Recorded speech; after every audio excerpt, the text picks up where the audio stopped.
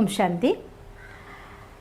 ഒരിക്കൽ ഒരു മുക്കുവൻ തൻ്റെ കുഞ്ഞു വഞ്ചിയിൽ മീൻ പിടിക്കാൻ വേണ്ടി കടലിലേക്ക് പോവുകയാണ്. പല ആളുകളും ആസ്വദിക്കാൻ വേണ്ടി ഇരുന്നുകൊണ്ട് ബീച്ചിലിരുന്ന് ഇങ്ങനെ അവരുടെ കൊച്ചു കൊച്ചു ബോട്ടുകളിൽ പോയിട്ട് അവർ ചൂണ്ടയിട്ടുകൊണ്ട് മീൻ പിടിച്ച് ആസ്വദിക്കുന്നുണ്ട്. അവർക്കതൊരു ആസ്വാദനം മാത്രമാണ്.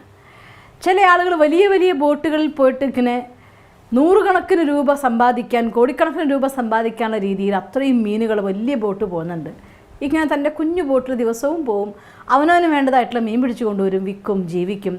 അങ്ങനെ അയാളുടെ മനസ്സ് പറയുകയാണ്, ഈ ആളുകളൊക്കെ ഇങ്ങനെ ആസ്വദിക്കാൻ വേണ്ടിയിരിക്കുന്നത് കണ്ടുമ്പോൾ, ഇവരൊക്കെ എത്ര നല്ല ഭാഗ്യമുള്ളവരാണ്. ഇവർ മീൻ പിടിക്കുന്നത് ആസ്വദിക്കാൻ വേണ്ടി മാത്രമാണ്, എന്നെപ്പോലെ കഞ്ഞി കുടിക്കാനല്ലല്ലോ എന്ന് വിചാരിച്ചു. അയാൾ പ്രത്യേകം ശ്രദ്ധിച്ചു.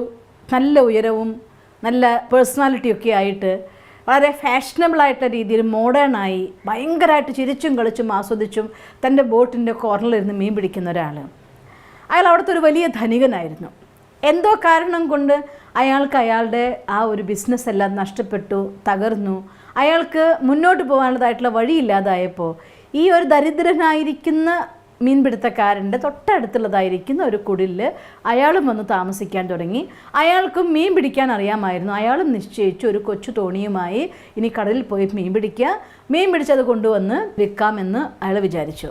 അങ്ങനെ ഇയാൾ വീട് വെച്ച് താമസിക്കുന്നതിന് തൊട്ടടുത്ത് തന്നെയുള്ള ഒരു കൊച്ചു കുടിലിൽ പുതിയ താമസക്കാരനടുത്ത കുടിലിൽ വന്നു എന്നറിഞ്ഞു. ഇയാളെ കണ്ടപ്പോൾ അത്ഭുതപ്പെട്ടു പോയി. അന്ന് ഭയങ്കര ഫാഷനബിളായിട്ട് അത്രയും ആഘോഷിച്ച് മീൻ പിടിച്ച് ആസ്വദിച്ചിരുന്ന ആളാണല്ലോ, ഇദ്ദേഹം എന്ത് സംഭവിച്ചാവോ എന്നൊക്കെ വിചാരിച്ചു. എന്നാലും ചോദിക്കാനൊരു മടി. അങ്ങനെ മറ്റാളുടെ കൂടെ സ്ഥിരമായിട്ട് പോകുന്നതായിട്ടുള്ള ഒരു പാവപ്പെട്ട മീൻപിടുത്തക്കാരൻ്റെ കൂടെ ഇദ്ദേഹവും കൂടെ മീൻ പിടിക്കാൻ വേണ്ടി പോവുമായിരുന്നു. അങ്ങനെ രണ്ടുപേരും ദിവസവും മീൻ പിടിക്കാൻ പോകുമ്പോൾ കിട്ടുന്നത് കൊണ്ട് വിൽക്കും. അങ്ങനെ അവനവൻ്റെ ജീവിതം മുന്നോട്ട് കൊണ്ടുപോകാൻ തുടങ്ങി. ഒരു ദിവസം രണ്ടുപേർക്ക് മീൻ പിടിക്കാൻ പോയപ്പോൾ അന്ന് ചാകര വന്നു. അവർക്ക് ഇഷ്ടം പോലെ മീനെ കിട്ടി. എത്ര മീനെ കിട്ടിയെന്ന് വെച്ചാൽ മതിയാവോളം മീൻ ഇഷ്ടം പോലെ വിറ്റഴിഞ്ഞു.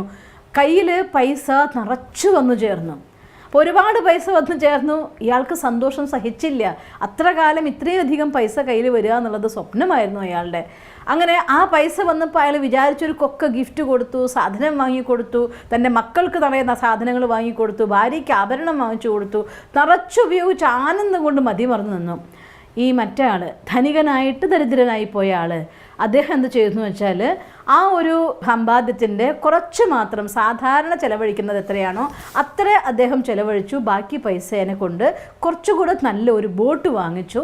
ആ ബോട്ടിൽ മീൻ പിടിക്കാൻ വേണ്ടി പോകാൻ തുടങ്ങി. അങ്ങനെ മീൻ പിടിക്കാൻ വേണ്ടി ബോട്ടിൽ പോയപ്പോൾ അയാൾക്ക് കുറേയും കൂടെ മീനെ പിടിക്കാൻ പറ്റി, കുറേയും കൂടെ ഉൾക്കടലിലേക്ക് പോകാൻ പറ്റി. മീൻ കൊണ്ടുവന്നു, അയാൾ വിറ്റു, കുറേയും കൂടെ അധികം ധനം അയാൾ സംഭരിക്കാൻ തുടങ്ങി. കുറച്ചുകൂടെ നല്ല വരുമാനമായപ്പോൾ 3 ആൾക്കാരെ കൂടെ തൻ്റെ കൂടെ കൂട്ടി മീൻ പിടുത്തത്തിന് കൊണ്ടുപോകാനും കാര്യങ്ങൾക്കുമായിട്ട് അങ്ങനെ 3 ആൾ കൂടി മീൻ പിടിക്കാൻ തുടങ്ങി.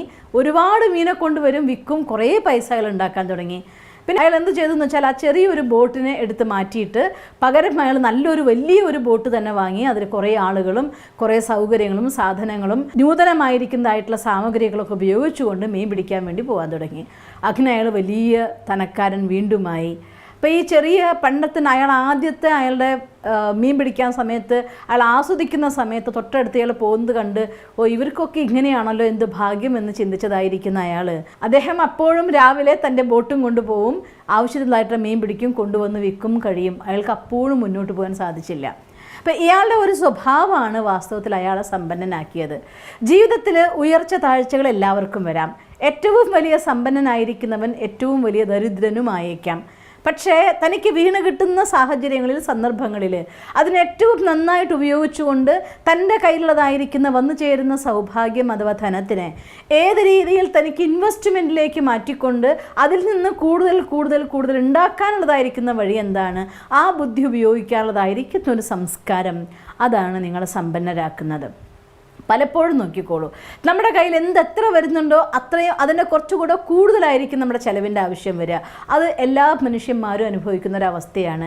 എൻ്റെ അടുത്ത് 2000 രൂപയാണ് ദിവസം വരുന്നതെങ്കിൽ 2500 രൂപയുടെ ചിലവുള്ളൊരു സാഹചര്യം എൻ്റെ അടുത്ത് ഉണ്ടായിരിക്കും, ഒരു സംശയവുമില്ല. പക്ഷേ ഒരു കാര്യം എന്താണെന്ന് വെച്ചാൽ, ഏതൊരാളാണോ 500 രൂപ എടുത്ത് വെച്ച് 1500 രൂപയുടെ നടത്തിയാൽ മതി എന്ന് വിചാരിച്ച് ജീവിക്കുന്നത്, അവൻ തീർച്ചയായിട്ടും ഇൻവെസ്റ്റ്മെൻറ്റ് ഉണ്ടാക്കും, അവരുടെ സമ്പാദ്യം ഉണ്ടാക്കും. അതിലൂടെ നാളെ വലിയ സമ്പന്നനായിട്ട് മാറുകയും ചെയ്യും. അതേസമയം ആരാണോ 2500 രൂപേൻ്റെ ചിലവാണ്, 2000 രൂപ എനിക്ക് ഉണ്ടാക്കാൻ പറ്റുന്നുള്ളൂ, 3000 രൂപയായിട്ട് ഞാൻ 500 രൂപ സേവ് ആക്കും എന്ന് വിചാരിക്കുന്നത്, അവരെ സംബന്ധിച്ചിടത്തോളം അങ്ങനെ സാഹചര്യങ്ങൾ വരാറില്ല.